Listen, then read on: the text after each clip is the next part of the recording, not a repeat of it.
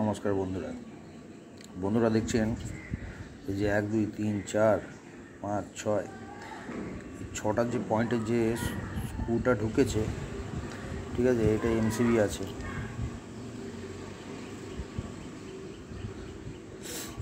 এটার ঠিক অপোজিট প্রান্তে দেখুন অ্যালাং কি হুক করা আছে।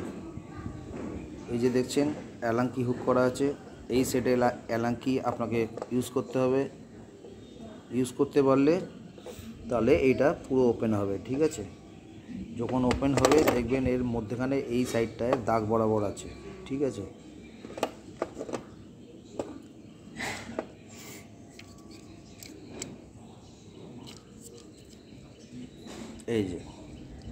এই যে দাগটা আছে, এই দাগটা সোজা এখান থেকে দেখবেন এমনিভাবে পার্টটা আউট হয়ে যাবে। আউট হয়ে যাওয়ার পর আপনি সোজা চলে আসবেন এই সেটটা থেকে। এই যে সুইচটা আছে, এই সুইচটা এইটা চেঞ্জ হবে। এটাকে চেঞ্জ করবেন কেমন করে সেটা আমি নেক্সট পার্টে আপনাদের ভিডিও করে পাঠাচ্ছি, দেখতে থাকুন।